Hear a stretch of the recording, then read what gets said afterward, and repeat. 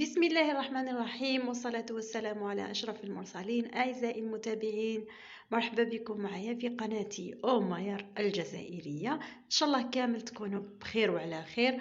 وفي ظل هذا الوباء وهذه الجائحة نوصيكم الوقاية ثم الوقاية، وإن شاء الله ربي يعافيكم. كان سبق ليا ودرت فيديو على طريقة تشغيل ماشينة لافي 6 كيلوغرام كوندور الأوتوماتيكية، وكنت بزاف تعليقات قلتوا لي حطينا إذا عندك طريقة تشغيل ماشينة لافي 8 كيلو الأوتوماتيكية. يعني وانا اليوم وين سمحت لي الفرصة باش ندير لكم فيديو بإذن الله تفصيلي جدا لطريقة تشغيل هذه الماشينة. أولا طريقة التشغيل، ثانيا بعض المشاكل، وأخيرا بعض النصائح فيما يخص ذلك. ننصحكم باش تتبعوا الفيديو للأخير لأنه راح يكون حصري على قناتي. نضمن لكم باللي أي قناة أخرى ما حطتش هذه النصائح وما حطتش هذه الإرشادات كامل عندها، لذا تابعوه للأخير وإن شاء الله تستفادوا معايا يا رب العالمين. قبل ما نبداو طريقة التشغيل لازم تعرفوا هادوما لي مود واش يخصوا وكيفاش يشتغلوا.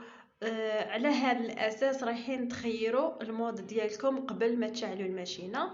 نروحوا مع بعض نقراوهم وحدة وحدة ونشرحوهم وحدة وحدة. أول شي عندنا إيكو كوتون. إيكو كوتون هذا خاص بالغسيل الأكثر نعومة، هو خاص يعني كما يقولوا الأشخاص اللي عندهم حساسية، ملابس الأطفال والملابس القطنية. هنا هادو كامل نغسلوهم في المود.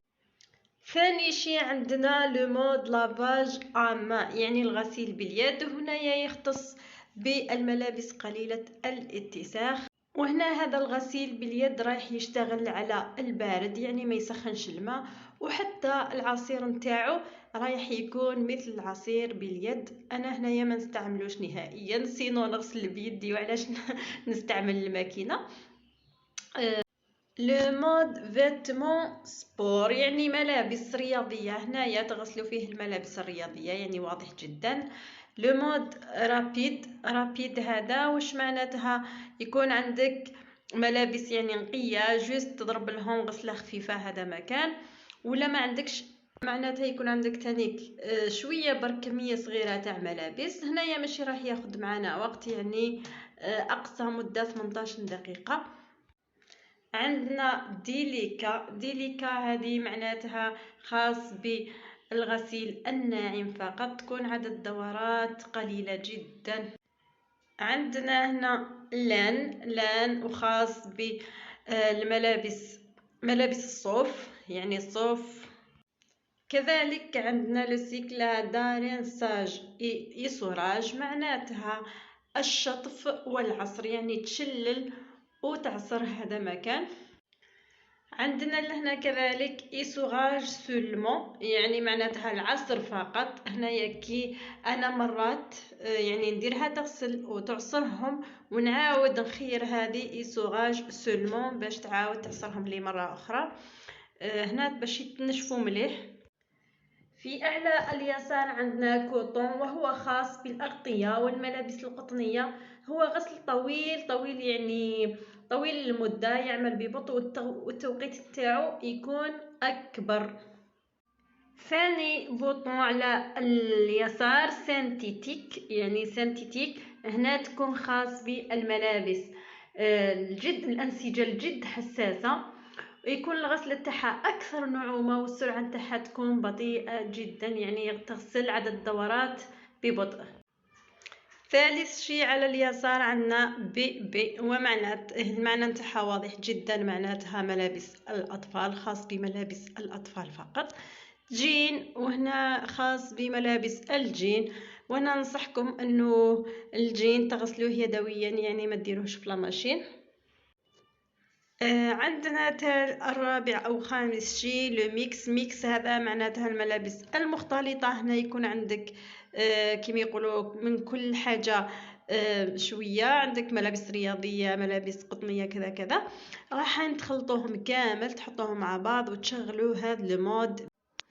ايضا عندنا لو مود كولور. لي كولور هذه معناتها هنايا تكون عندك بزاف ملابس وفيها الالوان، هنا راح يشتغل بطريقه تحمي الالوان تحافظ عليها وتبقى هي.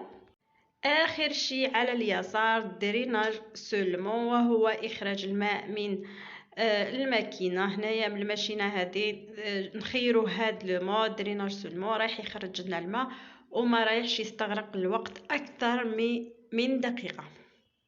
بعد ما فهمتكم يعني واش معنات هادوما لي مود، هنا على هاد الأساس رايحين تخيروا واش تغسلوا حوايجكم. ويعني كل مود من هادو عنده درجة حرارة اوتوماتيكية وعدد دقائق اوتوماتيكية، ولكن تقدروا تغيروها نتوما. نروحوا دوك مع بعض. انا عندي كمية من الملابس، يعني راهي لا ماشين تاعي معمرة بالملابس، راح نشغلها على لو مود ميكس ورايحة نوضح لكم بزاف امور. تبعوا معايا للاخير. قبل ما نشغلوا الماشينه، اول شيء كي نروحوا نغسل الحوايج لازم نتاكدوا من وجود الماء في الحنفيه، لازم يكون الماء قوي ماشي غير شويه. ثاني شيء نجوه لهنا العلبه نحطوا فيها الصابون اللي نغسلوا به. كما راكم تشوفوا لهنايا في لاماشين هذه عندنا درجين يمين ويسار، هنايا للسائل وهنا للبودر يعني الغبره، وهذا نحطوا عليه المنعم. بالنسبه لي انا الصابون كل خطره واش نستعمل، كما المره هذه راح عندي اكل، وكذلك مره على مره نستعمل المنعم. كل مره واش نجيب، انا لقيت هذا يعني رخيص شويه جبته، ولكن هناك عده عطور للمنعمات، عده اذواق، كل واحد والرغبه نتاعو. فوالا تاكدنا بلي كاين الماء، حطينا الصابون هنا في الدرج هذا، نجو نتاكدوا من انه الباب نتاعنا راه مغلق جيدا. لازم نتاكدوا من هاد الثلاث صوالح جيدا: الماء، الصابون، والباب مقفل. بالنسبه لكميه الصابون المستعمل يعني على حساب القش نتاعكم وعلى حساب درجه يعني شحال ما يكون متوسخ. انا يعني تقريبا ندير كأس كبير، والمنعم ندير فنجال قهوه صغير ولا فنجال لاتاي، هذو يكفوني والحوايج تاعي يخرجوا بيان يعني ما شاء الله. بعد ما كملنا نجو نشغلوا لا ماشين تاعنا من هذا البوطون مارش اي اغي. هنايا هكا رانا شغلناها. قلنا حنايا كما انا راح نشغل على لو مود ميكس، ولكن راح نوري لكم يعني غير بالخفيف كيفاش راحين يشتغلوا. هنا كما قلت لكم الماشينه هذه اوتوماتيكيه، يعني كل مود رايح تشغلوه رايح يعطيك اوتوماتيكيا شحال من دقيقه رايح يغسل، عدد الدورات في الدقيقه هنا 1400 ندوره في الدقيقه، وحتى درجه الحراره رايح يعطيها لك هنا كانت 40. مثلا فيتمون سبور هذه ملابس رياضيه، يعني تلقائيا رايحه تعطيك 45 دقيقه تلقائيا، وعدد الدورات في دقيقه 1200، درجة الحرارة رايحة تكون التلقائية 40. هنا نقدروا نغيروا كلش على حساب ما نحبوا. نجيو الرابيد رايح يعطينا الوقت 15 دقيقة تغسلهم في 15 دقيقة، عدد الدورات في دقيقة 800 دورة في دقيقة. نقدروا نقصوا نقدروا نزيدوا نتحكموا في لا ماشين تاعنا على حساب ما نحبوا حنايا. انا كما قلت لكم راح نغسل على لو مود ميكس. لو مود ميكس رايح يكون عند الوقت نتاعو ساعه و13 دقيقه. هنا عدد الدورات المقترحه 800 دوره في دقيقه، نقدر نزيد لها حتى 1400 دوره، ولكن من الافضل راح نخليوها جوست 800 الى 600 يعني باش نحميو الماشينه تاعنا. هنا كذلك درجة الحرارة نقدروا نزيدوا او نقصوا 40 60 درجة حرارة مئوية. انا راح نخليها 40. شيء اخر حبيت نقوله لكم هو هذه البوطون هذا هنايا تاع المؤقت. هنايا كما راكم تشوفوا ساعه ساعتين ثلاثه، كاين حتى ل 24 ساعه. واش معناتها هذه؟ ماشي معناتها راح تغسل لك 20 ساعه ولا، وانما راح تريقليوها هكا الوقت هذا اللي حطيته راح تبدا تغسل لكم عليه. الا رجليتوها على ساعتين راهي حبسه هكا، على ساعتين راح ديماري اوتوماتيكيا وحدها. قلت لكم كاين من ساعه الى حتى 24 ساعه تقدروا تريقليوها ديماري وحدها. والا الا كنتو حتغسلوها هكا بلا ما تريقليوها ما توشيوش كامل البوطون هذاك تاع المؤقت. قبل ما نمشي الماشينه نتاعي حبيت نوريكم واحد العفسه. شفتوا هذا البوطون مع هذه نابيو عليهم في نفس الوقت لمده 3 ثواني.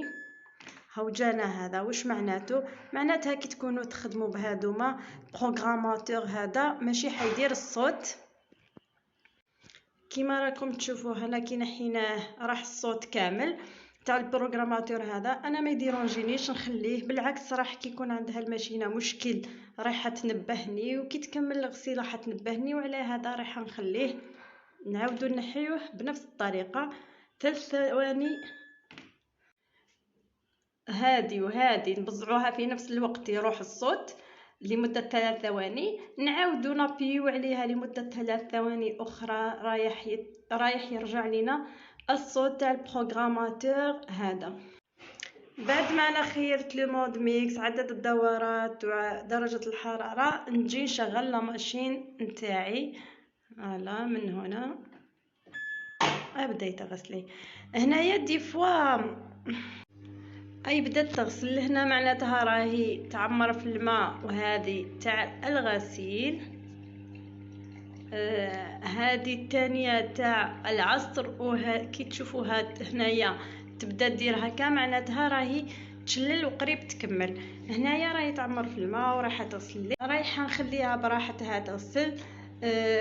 كاين شي حبيت ننبهكم ليه، دي فوا نكونوا نغسلو ويجوا الدراري يخلطوا فيها رايحين يخسروا لها البروغرام او اي شيء. هنا باش نحميوها يعني باش نامنوها كاين طريقه مليحه بزاف خاصه بالاطفال. نجيو لهادي وهادي نابيو عليهم في نفس الوقت، راح يجينا قفل معناتها راهي مؤمنه.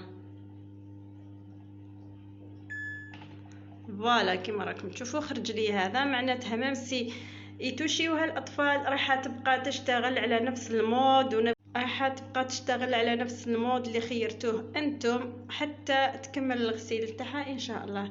انا نخليها تغسل تكمل يعني لمده ساعه الى ساعه و10 دقائق. عزيزاتي بعد ما كنت شرحت لكم طريقه التشغيل، هنا احيانا يطيحوا لنا واحد المشاكل وين تكتب لنا تبدا دير لك تيت تيت وتكتب لك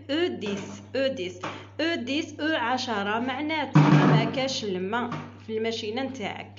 الحل انك تشوفي الحنفيه اذا صح الماء راه كاين يسيل مليح. بالك ما دخل الفلتر هذاك وين يدخل الماء في لاماشين ماهوش مبوشي ولا ما راهش متسخ، تنقيه مليح تانيك. وايضا لازم يعني يكون الانبوب اللي يصرف الماء يكون مرتفع 60 سنتيم على سطح الارض ولا على القاع تاع الماشينه. فهذا يعني الى هذو كامل راهم نورمال معناتها راه شيء معطل في الماكينه نتاعك. المشكل الثاني اللي قد يحدث لك مع الماشينه ثاني تكتب لك هنايا في طابلو هنايا او 30 هذه واش معناتها؟ الباب نتاعك ما راهوش مغلق يعني تعاودي تغلقيه مليح، او الباب نتاعك راه معطل تصلحيه.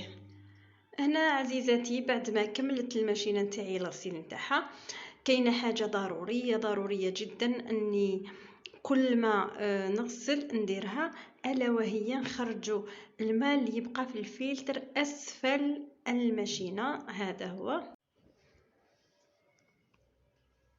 هذا لازم نحلوه. كيفاش نفتحوا هذاك البرغي عكس عقارب الساعه، يعني هكا حين نفتحوه حتى يخرج الماء كيما راكم تشوفوا بعد كل غسيل. يعني هاد العمليه لازم تقوموا بها بعد كل غسله. كل ما تكمل الماشينه تاعكم تفتحوا هذاك البرغي وتخرجوا الماء هذاك كامل، لانه لو كان تخليوا الماء هذاك رايح يبقى ورايح يتعفن، تولي الرائحه نتاعو كريهه وريحه تطلع حتى للحوايج، وفي نفس الوقت قادر يبوشي لكم الماشينه. كما تعرفوا الاوساخ والكالكير، يعني قادره هذيك البلاصه من داخل الفلتر هذاك حيتعفن كامل، وتانيك رايح يتربى الكالكير عليه ورايحه تتغلق وتبوشي لكم الماشينه نتاعكم. على هذا لازم كل غسيل بعدها تفتحوه وتخرجوه. اخيرا انا حبيت نعطيكم بعض النصائح. بالنسبه للناس اللي يشروا ماشينه لافي جديده، يجوا معاها واحد البراغي تثبيت في خلف الماشينه، يعني زوج في الاعلى وزوج في الاسفل. هادوك لازم تنحيوهم، هادوك براغي تثبيت يعني يساعدوكم كي تفواياجي وترفدوها. يعني يساعدوا في النقل فقط، ولكن كي توضعوها في بلاصتها وتثبتوها وتروحوا تغسلوا لازم تنحوهم، لانهم قادر كي يبقاو ما تغسل لكمش الماشينه بيان، والا قادره حتى تتعطل من هذوك البراغي. نصيحة أخرى، الماشينة تاعكم ما تحطوهاش في بلاصة فيها لوميديتي، فيها الرطوبة، مثلا كيما الدوش كيما الكوزينة اللي تكون فيها الرطوبة بزاف. كي نطيبوا حطوها في بلاصة واسعة وبعيدة على الميديتي باش ما تتصدى لكمش. يعني هي في الكوزينة مليحة، ولكن حطوها في البالكون تاع الكوزينة، خاصة إذا كان مغلوق، إذا كنتوا دايرين لوريدو. ثانيك ما تحطوهاش في الشرفات وين تكون مقابلة الجليد، قادرة كي يدخلها الماء سخون راح تطرطق لكم الباب هذه. نصيحة أخرى، الماشينة نتاعكم لازم تتنظف دوريا، يعني شاك موان شاك 20 جور 20 يوم غسلوها، فتحوا لها كامل الباب هذه، نيطويوها كامل داخل مليح. هاني حطيت فيديو كيفاش تغسلوا الماشينة لافي، تلقاوه في قناتي. انا بالنسبه لي هذه صديقتي المفضله، الماشينه هذه اللي تعاوني في الغسيل تاع الحوايج وتنقص عليا يعني حمل ثقيل. نتهلا فيها، نستحفظ عليها باش تبقى لي اطول مده ممكنه، يعني لسنين وسنين. كان هذا فيديو نهار اليوم، ان شاء الله نكون وصلت لكم المعلومات كيما لازم الحال، وان شاء الله نكون اجبت على تساؤلاتكم وفهمتكم واش ما كنتوش فاهمين. اذا عجبكم الفيديو نتاعي والشرح، طريقة الشرح، ديروا لي جام يعني، واشتركوا معايا في القناة وتابعوني من وجاي حيكون غير جديد. واي سؤال ولا اي استفسار خلوه لي في التعليقات. ما تنساوش تبارطاجيو الفيديو مع صحاباتكم وحباباتكم، ودمتم في رعاية الله وحفظه، والسلام عليكم ورحمة الله تعالى وبركاته.